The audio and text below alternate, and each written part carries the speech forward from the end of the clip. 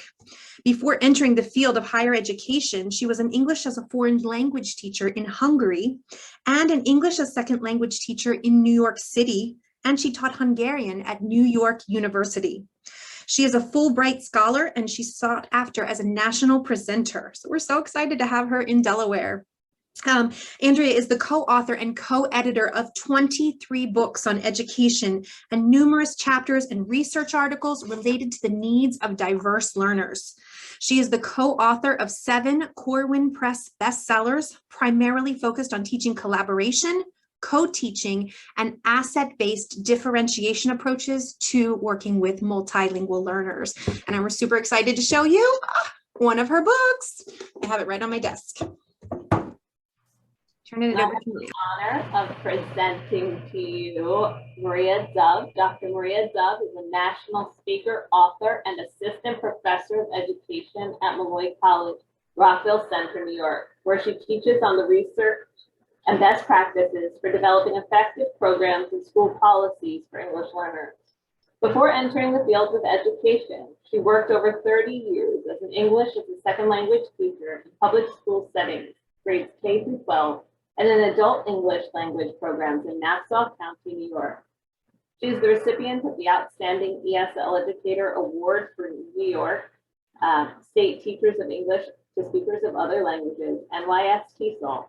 Her best-selling co-authored book, Collaboration and Co-Teaching, Strategies for English Learners, and her co-edited book, Co-Teaching and Other Collaborative Practices in the EFL/ESL Classroom, Rationale, Research, and Reflections and Recommendations. Welcome to Dr. Honigsfeld and Dr. Dove. Thank you so much for that wonderful introduction. We're so excited to be here. I think it might have been mentioned that this is our first official appearance in Delaware, even though we're doing it virtually. We're very, very pleased and honored to be invited. So thank you. And thank you for that wonderful introduction. It is so really wonderful to be here. Andrea and I like to tell a little bit about ourselves, because what our stories often don't tell, what our bios often don't tell, is the fact that we've really had hands-on teaching with co-teaching. And that's something that's truly led us both to the research and into the practice of co-teaching and the writing that we do. You want to share about your co-teaching journey, Andrea? Sure. Yeah, this slide shows that I started co-teaching in New York City, but even before that, as a student teacher in Hungary, my very first experience being in front of a group of high school students was at the side of a colleague, a classmate. Our professor said, now you can go and try out teaching, but why don't you take one of your classmates with you? So it was an amazing opportunity for me, a very formative experience. And since then, I've been co-ing a lot, and a lot of that co-teaching, co-presenting, collaboration, co-authoring, it has been happening with Maria. So you introduce yourself too. Well, I started out as an ESL teacher way back when we had our typical pull-out standalone programs, and by the year 2000 that developed into a co-taught program because we no longer had the space for our ESL classes at the time. So our administrators told us, go into the class, pull aside your students, and that wasn't working out. So we gleaned, my colleagues and I gleaned information from our special education colleagues who were already co-teaching. And that's how co-teaching began for us. And as you can see, we do co a lot, Andrea and I together. We're both affiliated with Molloy College, which is the best kept secret of Long Island. And I am one of the associate deans in the education program, and I direct the EDD focusing on social justice and equity, and Maria is one of our faculty members there. So we live it. We not just practice and preach about collaboration and co-teaching. We have developed a doctoral program in which several courses are co-taught, and the entire program is highly collaborative. So this is my 5-second commercial. If anybody's interested, please reach out to me. And people ask us, where is Molloy?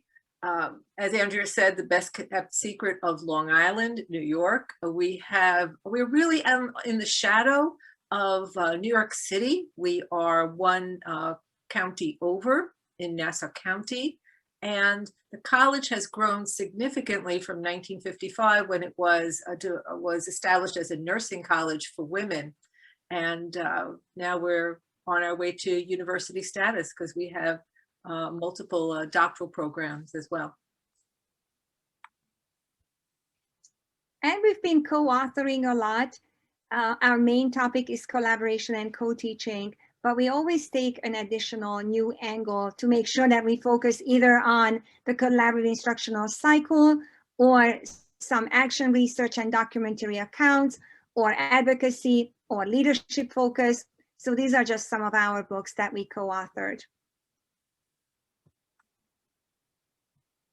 So what we're hoping to accomplish today is to have our participants be able to define culturally and linguistically responsive pedagogy. So what does that include? We're going to talk about that, as well as align the 4 components of our collaborative instructional cycle: co-planning, co-teaching, co-assessment, and reflection, to Delaware's 4 guiding principles for education for English learners. We're also going to have you consider the implications of both of these frameworks for working with English learners, multilingual learners in co-taught classrooms. So it's a very ambitious agenda, Maria. Yes, but it is. Yes. We also wanted to make it interactive, even though we're going to have close to 200 or maybe over 200 participants. So we're hoping to, if you look at the next slide, break it up a little bit. We're starting out with an interactive Zoom presentation. We're going to soon invite you to participate in the chat box. Then we're going to brave it and we're going to set up breakout rooms for your small group discussions. And then we're going to come back for a wrap up and action planning. And we wanted to share with you by starting out that culturally responsive teaching is not new. Culturally sustaining pedagogy has been with us for quite some time. And we look to many scholars, educators, practitioners who've been embracing this approach to working with multilingual learners. Zaretta Hammond and Django Paris are only 2 of the many, many highly recognized scholars and experts out there, and we build on their work as well. We also look to Gay and Ladson Billings' work on culturally responsive teaching, and they developed this, these components of culturally responsive teaching, really identifying what it means to teach in a culturally responsive way. So one aspect of culturally responsive teaching is the aspect of validating. It really legitimizes the ethnicities, the cultural heritage of students, and it allows students to, it allows teachers to recognize that these heritages, these ethnicities may affect how students, their attitudes, their dispositions, and the way they learn. It's also comprehensive in that it encompasses a lot of the aspects of teaching that includes the curriculum, that helps to develop students' intellectual and social emotional development. So it's really important to think about how a culturally responsive teaching affects students personally. And it's also multidimensional in many respects because it affects all different aspects of teaching, such as curriculum development, the classroom climate, as well as the lesson planning. Would you like to continue, Andrea?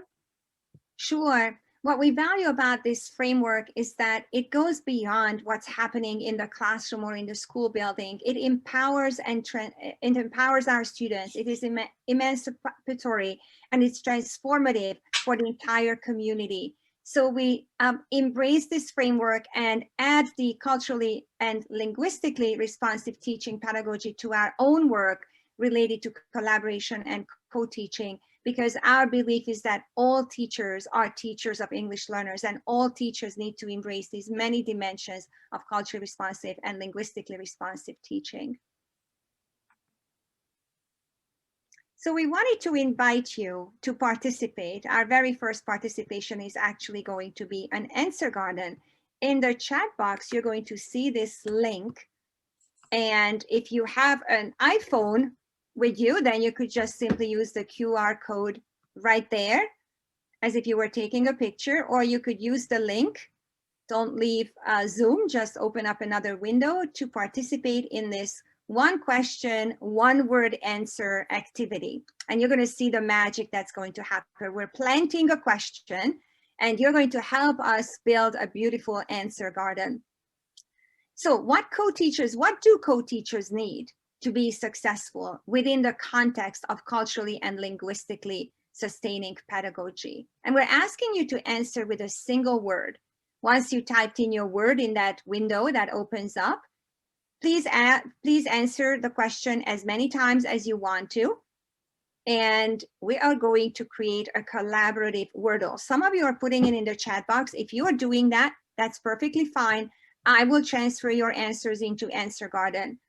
Maria, do you want to switch over? The window is not opening. Okay, let's see. Opening for me, so. I can do it. Just have to do it a different way. Okay. I wonder, it is opening. But we will, and there it is. And Maria, if you refresh it, there it is. So we have a lot of participation. Wow. And I will be entering, if you cannot use this tool, I will be transferring your answers super quickly from the chat box into it. So Maria, what are you seeing while I am doing some scribing here? Well, amazingly, the big word that let's see, we have 24 people have identified is communication. And, you know, the larger the word, the more people have identified that as what co-teachers need. And also collaboration and time. Those seem to be the three most frequently written answers to our answer garden. Those seem to be growing the fastest.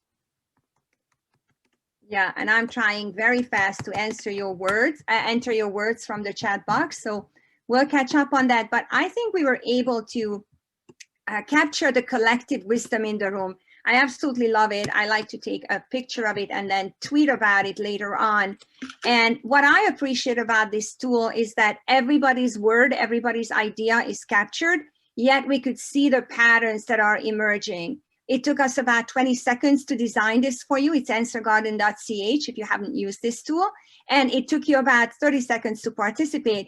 And look at the amazing collaboration that took place right on the screen, right in virtual time. So in the chat box, just please type in Y for yes and N for no. If you have done this tool, if you have played around with this tool before, we're really curious to see how many of you were introduced to Answer Garden today.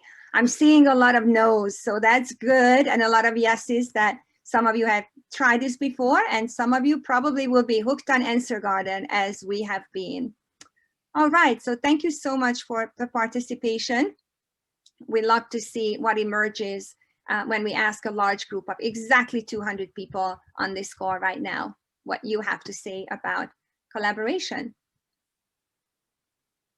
So we want to begin by introducing Delaware's guiding principles for high quality education for English learners. And there are 4 altogether. The first involves asset-based and culturally relevant teaching. There is also rigorous grade level opportunities to learn, assessment for learning, as well as building learners' autonomy. And we're going to walk step by step with this, with these guiding principles, and also connect them with our work on the collaborative instructional cycle that's essential for co-teaching.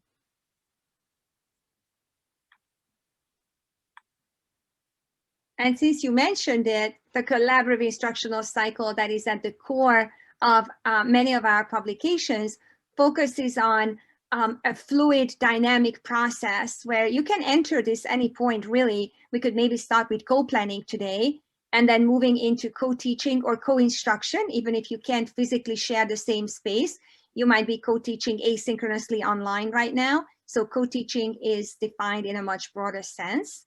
Co-assessment is the next part of this 4-part cycle, and then ending or beginning the cycle again with reflection.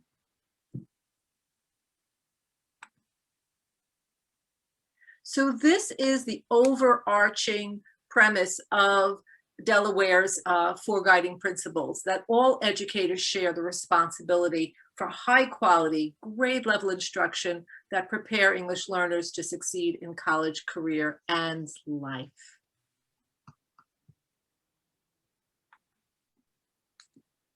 And by the same token, we have an overarching premise for our work, which is effective collaboration.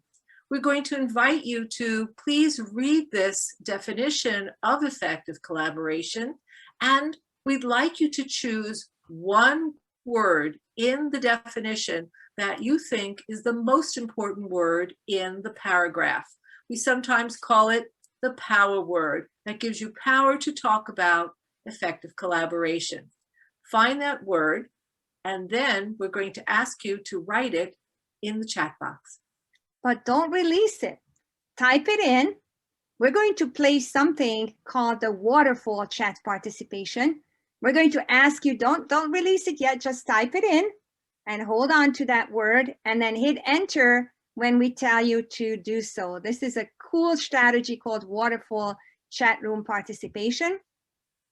And we're going to see what everybody has to say. What is your power word when we release that flood of words in a moment? So what empowers you? What is so critical? If you could hold off, not release it yet. In a moment, we're going to give everybody, maybe Maria, how much? 10 more seconds to just type in the power word that you're holding on to. Let's count to 5. Okay, let's count to 5. 1, 2, 3, 4, 5. All right, release. All right, there you go. Oh my goodness. And now you could just scroll up and down and see if you're seeing a pattern. Are there the same words in that waterfall, or are there different words? What are you seeing, Maria? What dominates our chat box here? What I'm seeing is goal-centered and student-centered. So having that almost laser focus on what we have to collaborate about. What about you? I'm seeing co-construction also coming up, which is really very powerful because co-constructing, co-owning, co-developing, participating in the process together is an essential concept here. And targeted popped up a lot too. So it has to be intentional. What I'm seeing behind that word is that we're not just doing it because, you know, it's fun and I like to hang out with my friend. You're my friend, Maria. I love to hang out with you. But when we collaborate, oh my goodness, are we focused? And we have a targeted goal and targeted discussions. So I love doing this because when we talk about collaboration, everybody thinks that everybody agrees on what collaboration is. But when we try to zero in on what people think is the most important part of collaboration, we see there's a lot of diversity in that regard. So thank you for the amazing participation. We're ready to move on, unpacking the 4 key principles of the Delaware framework and immediately making a connection to our own work. What does that mean for us when we think about co-teaching? So as the first principle on the top of the slide says, asset-based and culturally relevant, and all educators designing culturally and linguistically responsive learning environments that draw on student language and cultural assets, we couldn't help but think, well, isn't that what's happening in a co-taught classroom when the teachers, coming back to that word, co-create that equitable learning environment, co-create the lessons and the assessments, the instructional practices. They work together on aligning the curriculum to language, literacy, and social emotional development. So it's right there at the core of our practice and our philosophy as well. But we recognize that just by declaring that we need to be asset-based and culturally relevant doesn't mean that it just happens automatically. So we connect this to our work, the collaborative instructional cycle, by really focusing on reflective practices and particularly co-reflection.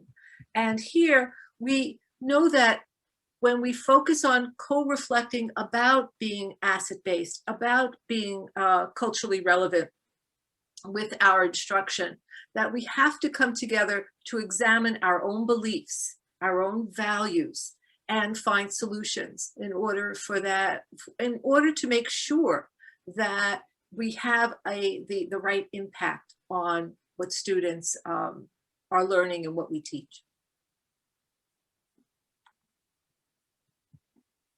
And in one of our books, we developed a tool, and this is a graphic adaptation of that tool, to engage collaborating teachers, whether they co-teach or not, in 4 simple but very powerful reflections. And here they are. Do we view our students' cultural backgrounds as a valuable source of knowledge and skills that we can build on in our lessons? And of course, these are yes/no questions. The important follow-up question to these is how? How are we doing this, and how are we going to do even better or even more of this practice? The next question is, do we view diverse perspectives as a beneficial resource for all students and look for ways to incorporate these diverse perspectives into our co-teaching? Maria, you want to continue with the last 2 questions? Surely. Do we recognize, and I love the fact that this tool uses the we, because we're doing this collaboratively. Do we recognize and appreciate that our students' families may contribute to their children's education in varied and sometimes unseen ways?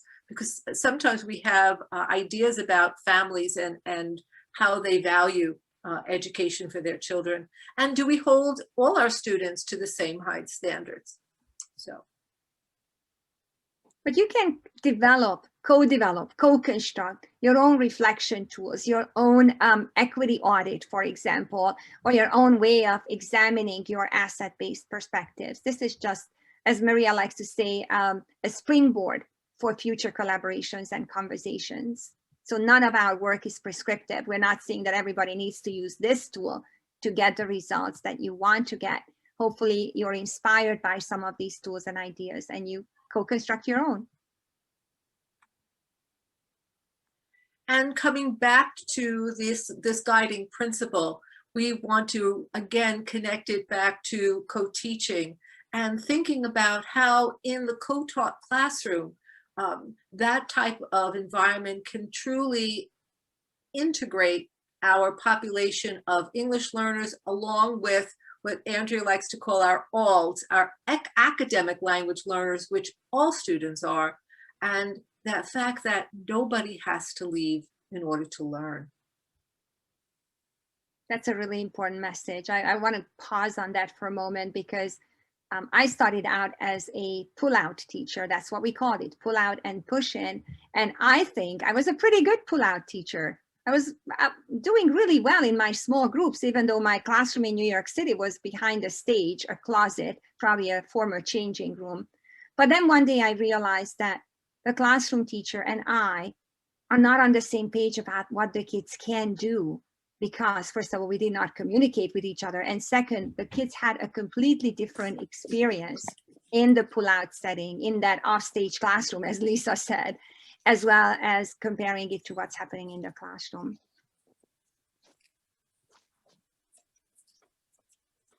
So our second principle, borrowed from the Delaware framework, is rigorous grade level opportunities to learn. All educators must integrate language and literacy development within all disciplines. And we're borrowing a sketch note from Claribel Gonzalez, who is the illustrator of our forthcoming book. We're just so excited we had to start sharing some of her beautiful artwork. With lots of nice conversation with her, we try to ask her to capture how the architecture of literacy is so complex, yet something that has to be integrated into all teaching. So you could see her little diagram here, recognizing basic literacy as foundational skills upon which we can build intermediate literacy, and finally disciplinary literacy, very much what this principle is talking about. Across all content areas, all teachers are teaching language and literacy. So why it's not logging in? What did you do before? I'm so sorry. We're going to have to mute the participant who just asked us. And we are welcome to catch on. We have been covering some introductory material here. And come on along. We're right around the middle of our presentation. So we want to address the guiding principles by talking about what we need to know or what we need to do and how we need to do it. And that really involves, in this section about rigorous grade level opportunities, we're going to focus on co-planning. And when we co-plan, we need to recognize that content and language must be integrated. Our students are learning a new language, and it's a double whammy because they're also learning in a new language. We're borrowing this diagram from John Nordmeyer. He published this in one of our early edited volumes. So we've been working with John for about 10 years. He's a trainer with WIDA. And this diagram beautifully captures that what we need to focus on is both making sure that our students have access to the grade level concepts, but at the same time, they also develop academic language skills and engage in academic language practices. So this diagram, even though does not say the words receptive and productive skills, but it beautifully captures the dynamic processes that take place when we integrate all 4 domains as well as language and content learning in our classrooms. And then when we focus on co-planning, we have to think about what we call the non-negotiables. What has to happen in the co-planning session? So first and foremost, we have to pay attention to how we're going to scaffold our lessons for language development as well as content learning. We have to think about how we can balance our instruction so that our instructional routines really match our collaborative routines, as well as agree on the planning tools and protocols that we need for our planning sessions. So in order to really accomplish co-planning, it really has to be one where there is co-planning routines that are in place that I know people had even said on their on our answer garden that they need time, that they need co-planning time, and it is essential. And to have that something that is negotiated and routine, and sometimes relies on the instructional routines that take place in our class, particularly for co-teaching. So those are some of the non-negotiables when we think about going about co-planning for our English learners. And we look to WIDA's tools as well. I'm sure that you're all familiar with some of these resources already. The scaffolding options presented by WIDA are very helpful and useful in considering the type of temporary and appropriate scaffolds and supports that we should put in place. And when we work with co-teachers or co-teaching teams, we recommend that they use this as a self-assessment or reflection tool and as a planning tool as well, considering whether every lesson that they co-plan and co-teach would include at least 1 or 2 sensory supports, graphic supports, and interactive supports as well. Just a quick yes or no, Y or N in the chat box. Is everybody using these WIDA resources? Are they informing your practice? Yes, very good. Lots of yeses. Excellent. That's what we thought. All right, Maria, let's continue. And to provide students with rigorous grade level instruction, Andrea and I highly recommend co-teaching. Here are 2 teaching teams that Andrea and I have worked with and filmed for one of our books. We have on the left part of the screen a math co-teaching team, and on the right we have a first grade co-teaching team. And this is what co-teaching used to look like before the pandemic, and that's of course when we filmed, but it is so very vital in order to provide grade level instruction to be alongside the grade level teacher, the content area teacher who's the expert in the subject. So it's really critical to collaborate and think about how to co-teach in the content area classes. So a participant asked if the videos are available, and I quickly put in the chat box the link to this book, and not to promote the book, but to promote the free online resources. So you don't have to buy the book. You could still access to the online resources, which is every reproducible tool, every reflection tool, planning tool, as well as every single video that we have included in that book. So yes, I'm glad you asked. Great. So continuing with the next principle, assessment for learning, we also want to recognize that in the co-taught classroom, collaborating teachers continuously engage in assessment for learning, but also assessment as learning and of learning, which are Margot Gottlieb's preferred way of describing formative, summative, and self-assessment practices.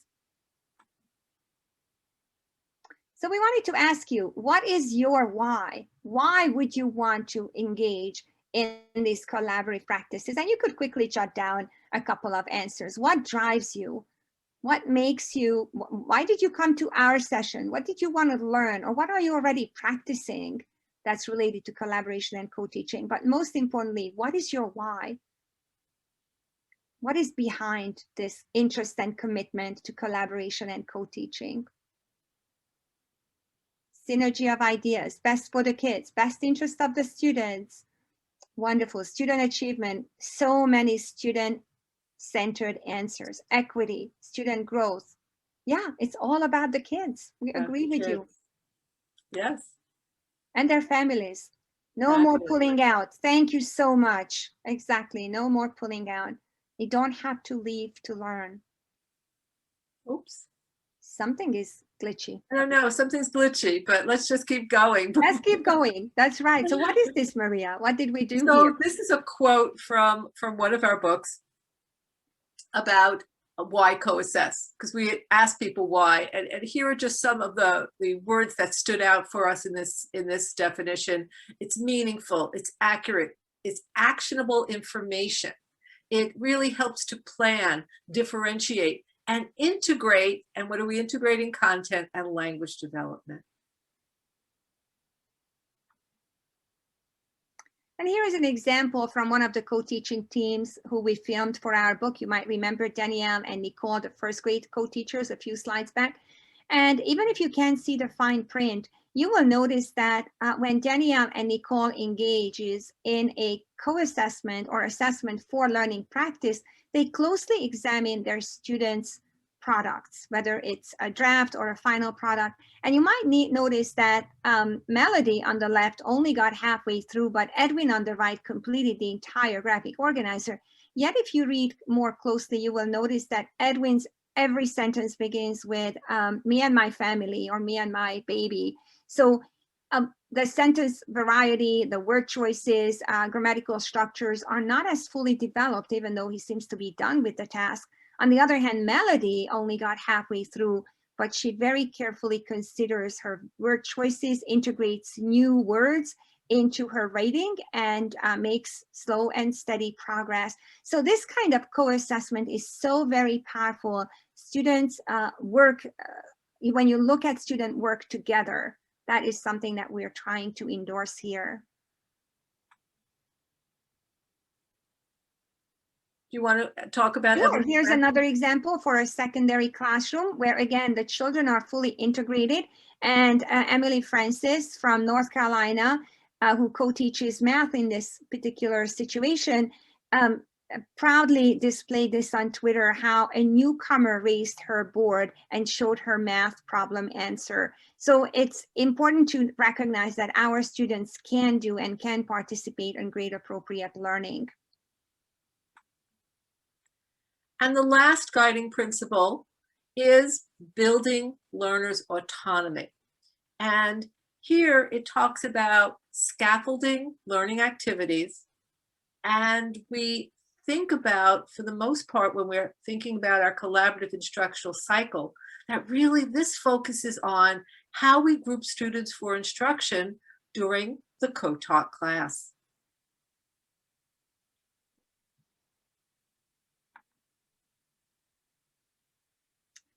So we have one more game for you here. Take a look at this definition of co-teaching, and again, choose the power word and type that in. And I'm not ignoring all the questions that are popping up in the chat box. We do have a Q&A part of our presentation. And as you could see, I took a deep breath because your situation is not unique. You're all very unique and very special to us, but the challenges that you're facing are not unique, and we're going to get to those issues in a moment. But right now, if I could just redirect you to, for a moment, take a look at what our definition of co-teaching is and type in the power word. What is the most important word? And we're not going to do the waterfall. We're just going to ask everybody to type in as you're ready to release your word. We are following along with you and seeing that share is the most powerful word in the definition. We've been playing this, Maria, for about 10 years, right? With the same task, and we never get bored with it because we're able to point out to you that that's where it begins. You're sharing, but you're sharing the responsibility for planning, delivering, and evaluating instruction. And when you have to do that sharing with so many different content teachers, that was in the chat box earlier, a lot of you describing your situation when you have multiple grade levels, or at the secondary level, multiple content area teachers that you're working with. How do you meaningfully co-teach and co-plan? Well, one really powerful way to think about it is advocacy for restructuring the school day, restructuring the way that the students and the teachers are assigned, because Maria and I could not be co-teaching with 10 different teachers and 5 different content areas. We have to be more intentional about how the co-teaching program is set up, because we have to set it up for success. Another very important idea that we have is to think about cross-cutting strategies, and we'll get to that in a moment. How do you focus on the most important ways of building language and literacy across the content areas? Oh, it's getting glitchy. Yeah, but we're moving, I think, to the next slide, which is about the co-teaching models. Oh, no. You know what? I have an idea, Maria. I think you have to close the window in the background, because I think it's open. Yeah, now I can't escape. Oh, let's see. I can't escape it. Nope. No, because now it's, I think you might be sharing your, I know. yeah. So if we share, you see, this is why you need a co-teacher. Yeah. So we figure it out together. All right. Quit. Oh, no. Okay. No, I can't force quit Firefox. No, that won't do. No. Let's not do that. No, let's not do that. I can't do it. All right. Another thing we can do is we could switch over. You can try sharing and unsharing Yeah. the screen. Sometimes that resets it. Ah, thank you. Yes. Share and unshare. And in the meantime, that's giving me an opportunity to look at more questions. You are posting. Thank you for that. We are back. So we were about to share with you the co-teaching models from our books, mostly from the yellow co-teaching book, where we focused on the 7 co-teaching models in 7 chapters. So we had a lot to say about it. Yes, and we also noted in this particular book that although our original work identified 7 co-teaching models, it's more like 30 plus models when teachers use these as springboards, there's that word again, as ideas for how to configure classes. So we group them accordingly, according to the group size. So one group of students, these are the models. and the teachers take on different roles and responsibilities. And then 2 or more groups of students, and the teachers take on different roles and responsibilities. As you can see, even from some of the figures, that the co-teaching models almost look the same, but the purpose of them is very different. And we also want to recognize that scaffolding instruction is an important aspect of co-teaching. That's why we do it. Grouping students for differentiated instruction is critical. And we'd like to talk about how that co-teaching provides our opportunities to multi. And we can provide multilingual lessons when we allow students to use their home languages, multisensory lessons, multimodal lessons, and so on and so forth. And you know, Maria, this came out of one workshop that we did together where teachers, just like this group in the chat box, were really pushing us to focus on what can be done if there are too many co-teaching partnerships or too many grade levels. And that's when we started introducing in our work this notion of cross-cutting strategies. And if you just want to walk away with one single word from our presentation today, maybe that word or prefix is going to be multi or multiple. So if these are your guiding principles, again, a beautiful sketch note from Claribel Gonzalez capturing our ideas on how to make sure that your planning across all grade levels and across all content areas fit within some of these, at least a couple of these, multi or multiple principles of providing instruction for your English learners. And again, another comment I'd like to recognize, Suzanne just posted the very last comment a few minutes ago, that you have to start small. You're not going to be able to co-teach and have a fully developed collaborative instructional cycle with 6, 7, 8, or somebody says 9 co-teachers. But if you start with 1 or 2 co-teachers, you're going to build that capacity, and whatever you're co-developing there can travel with you. So that's another notion of cross-cutting strategies. And we hope that you're going to remember all of our multis. I really like the multivocal here, giving a voice to everybody or elevating their voice. They already have a voice. And we want to recognize that this past year has been like no other. And we have recognized teachers who have been continuing to co-teach in spite of the pandemic, how they have been teaching remotely together by creating these wonderful, sometimes these Bitmoji classrooms to organize their classes.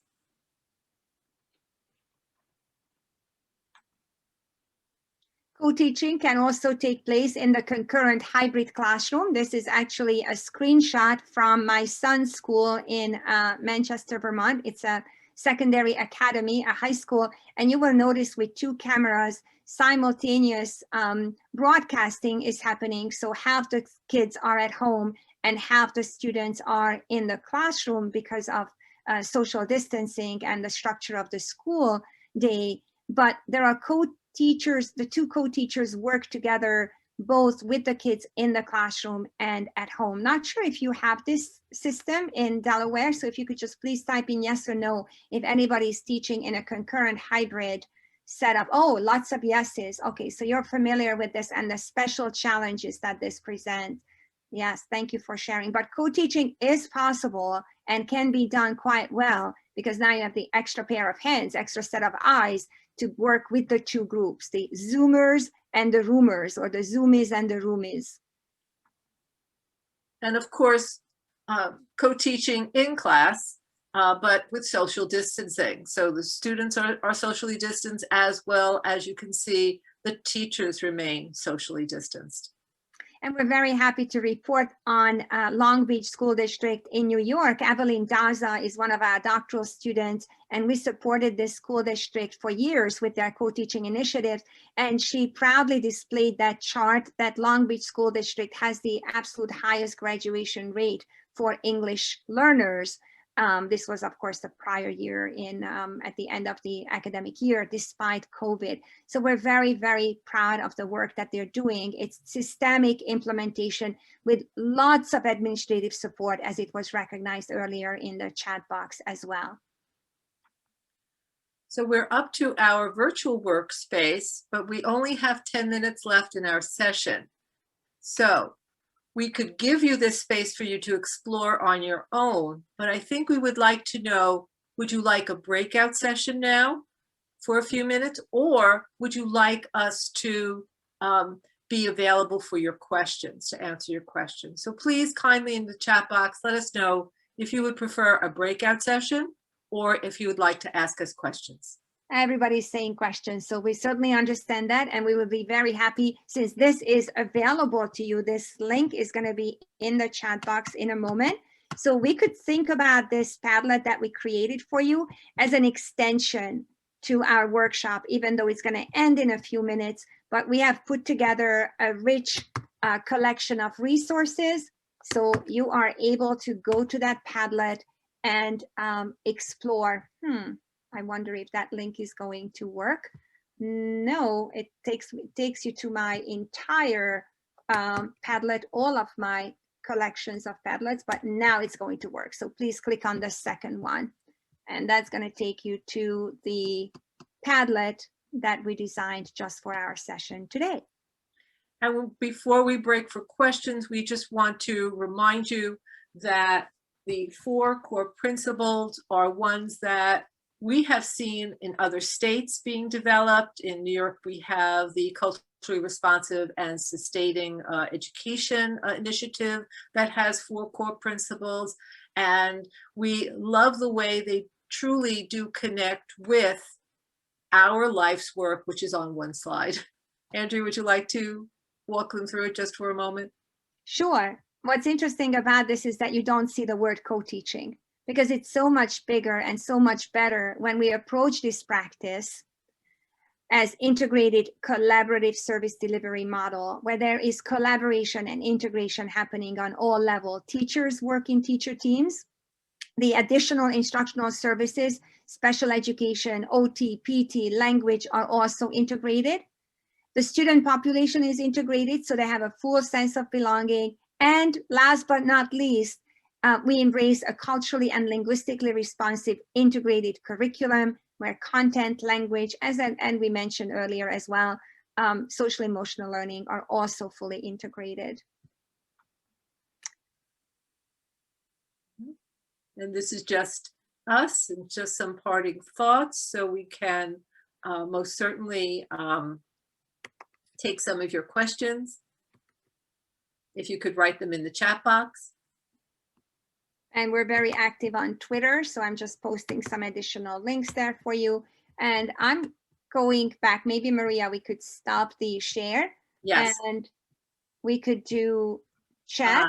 Yeah. Somebody wanted to see our books again. Let me just share my screen one more time.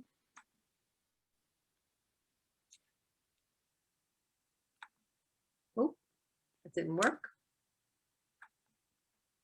And I'm looking through the chat box right now. So what we have seen, I think the high school question is what I'd like to address first. What we have seen successfully done is at the high school level that the students are clustered in a way that the ESL, ELD, ELL teacher is able to offer in-class support through co-teaching and collaboration more readily. So assigning the same guidance counselor to the English learners is really important, because then it's just one person who is part of that master scheduling, which is really, really difficult to do. The second recommendation we have is to start with a handful of content areas. So you might start with the humanities, you might start with English language arts or social studies, and then build capacity by virtue of not expecting the English language development teacher to be an expert in 4 content areas and creating all the language and literacy supports overnight, but focusing on content areas and then adding new content areas. We've seen this with a couple of Tennessee teachers. One of them became the teacher of the year by incrementally over the course of 3 years, building a fully developed co-teaching model in which he was supporting multiple grade levels and multiple content areas, but adding new content areas and new grade levels each year. Another idea is that the co-teachers stay together and only focus on let's say English language arts, but they have multiple grade levels. So try to find something that's constant, either the content area or the co-teaching partnership. Interesting. Someone said that there are 200 English learners and only 3 ELL teachers in the building. How do you get started? And we often recommend that you start small. Maybe each teacher would co-teach on one grade level or in one class. And go through the year just doing that, and then you continue with your standalone or pull-out program. That's how most co-teaching programs seem to evolve, and they do it slowly. They see how the advantages, and they showcase the co-taught classes at the end, so everybody has an awareness of what's going on. So it doesn't have to be done. It's not an all or nothing premise. Try to target the grade levels that have the most English learners. Very often it's your K through 2 grades. And the other recommendation that we have, and this is going to be a little bit tricky here, but you know, you invited us to speak our professional minds and speak our truth, so we will, which is advocating for additional staffing. Often we want to start something new and retrofit a new initiative without making the infrastructure also available for that. So when I see 200 ELLs and 3 ELL teachers, that setup is not conducive to a successful co-teaching implementation. You could pilot it, you could start small, but for it to be really fully developed, you're going to need additional teachers to support the structure. And I recognize that this is a very difficult ask, especially in the middle of a pandemic, to hire more teachers, but we can't really, if the expectation is that teachers will be collaborating, the most valuable commodity that they have is time. So having available time that's embedded in the school day and making sure our recommendation is 2 co-planning periods a week per co-teaching team. So that's a lot that we're asking. And why are we saying that? Based on our research, because one co-teaching or co-planning period, you could focus on the what. You need to spend time on the curriculum, integrating content, language, and social emotional learning, and closely examining the what. What are we going to be teaching? And then the second co-planning period, you can focus on the who and the how. After all, we're teaching the kids. We need to be able to look at student work. We need to be examining our scaffolding strategies and so forth. Someone asked about how do you get buy-in. Very often we talk about winning people's hearts before you win their minds. A lot of professional development focuses on strategies and how-tos, but you really have to start at the beginning about what it really means to have an asset-based mindset. What do these students go through when they are pulled in so many different directions? Andrea and I have often shown schedules for individual students who seem to be pulled 3, 4, sometimes even 5 times a day, and they don't belong to anyone. We also know of an administrator who tells a story of a 5th grader who was pulled for every conceivable service because the child was not only identified as an English learner, but also a student with disabilities. And she came to her crying about how she just wanted to be a regular kid. So these are kind of stories, and there are several movies out there. One in particular is the movie Immersion. Really can start conversations about students, how they're learning in classes, and how you really can support them through a co-taught model. I'm trying to look through if there is any questions that we haven't answered. Somebody commented that the program can sell itself if you share your success stories. We strongly urge you to do that. If you have maybe a monthly newsletter in which you're showcasing English learner success as well as teacher success, and the word gets out there. And yes, advocating for more staff, it is really critical. One selling point, not that we want to sell anything, but one way that you can truly advocate for this increase in staffing is recognizing that all students are language learners. Academic language is something that's a shared responsibility.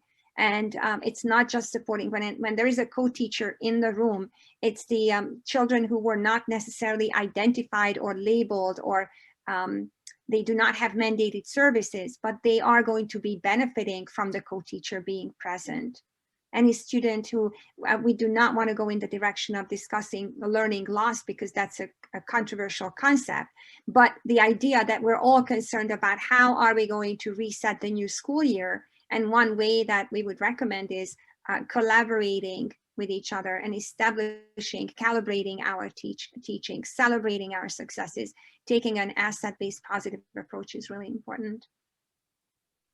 And Erica said something, you're absolutely right, that sometimes the kids like to be pulled out. Everybody likes that extra attention. My youngest son is like that. Oh my gosh. And no, it's not a bad thing. We never said that that was a bad thing. We actually believe in the hybrid model, when you have targeted interventions or opportunities to build academic language in a small group setting as well. But the children cannot be removed from the classroom to the degree that they do not belong, or that they're missing out on the kind of learning that's happening there. Or when you pull them out, what's happening in that pull-out setting has nothing to do with what was happening in the classroom. So I think we have to be very mindful about, that's why we talk about integrated services for English learners. I think we're out of time, unfortunately. I think we are, but we so appreciate your engagement, your many comments in the chat box, and most of all this opportunity from the Delaware Department of Education. So thank you so much for inviting us. Yes, thank you so much for having us. Thank you so much. We were so enthralled. I was so enthralled with everything you were saying today. We're just, the way that you were able to bring it all together with the Delaware's principles that they developed themselves in a research-based activity, which they're going to talk about tomorrow at 10. So hope you can join us for that too. Such an honor to have you here. And thank you so very much. All of your resources that you shared today we'll be able to put into our linking Padlets, if you will, Padlet upon Padlet, and really appreciate it. Carrie and Maria, did you have any final thoughts? Again, I want to thank Maria and Andrea for their time today and the amazing information, and really inspiring us again to continue to think outside the box, push our learning, push our thinking, think of new structures and new ways that we can support our students in the ways that we know are really best for them, right? And the ways that research has shown us provide us the greatest outcomes and the most inclusive environments. I want to, reiterate a lot of the great things, and I want to thank them for really taking the time to connect it to our principals here in Delaware. That was really, really amazing. And we've been sharing and tweeting away throughout your presentation. So hopefully you'll see some of that as well. And we encourage our participants to also go ahead and tweet out your feedback and your thoughts. And again, I think Carrie will run us through a little bit of the logistics of what you can do during this lunch break that you have coming up. Awesome. Yes. Thank you. Thank you. I was just amazed the entire time. I'm trying to take as many notes as I can while also managing all of the chat things too. So for those of you that were part of this session, I'm going to redrop the link in for the attendance if you did not get a chance to fill that out already. And I'm also going to drop in the Zoom link for our next session, which is Stephen Weiss at 1 o'clock. So you'll disconnect from this call and then rejoin us again at 1 o'clock. In the meantime, we definitely want you to take a brain break. We want you to get a snack or lunch, use the restroom, relax, stretch. But we also want you to jump in and record a Flipgrid if you have time, or jump into the Padlet and explore some of the resources. In terms of the Padlet, I did add as much as I could, as quickly as I could, as they were sharing some of their information.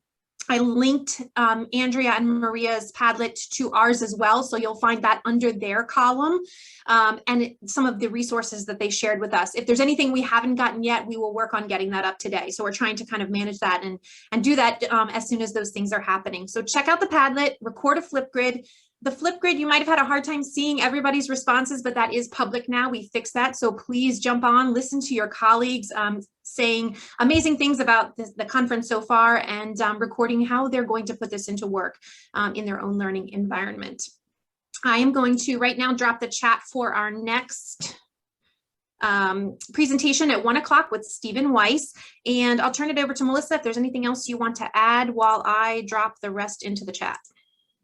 That's it. We just want to say thank you so much, and very, very much appreciate this. I really love that you said take a brain break as part of taking care of ourselves as we're learning all of this new information. Definitely take this time for yourself to do a little stretching. It helps to absorb all of this new information throughout the day. You'll feel a lot better. And during our closure session, we'll talk about why that works. Thank you so much, everyone.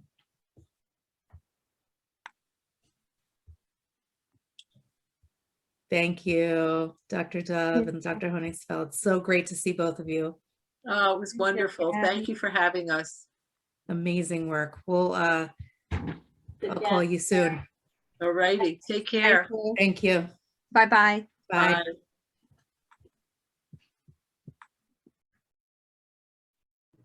Thank you, everyone. That concludes this session. We will see you at 1 o'clock.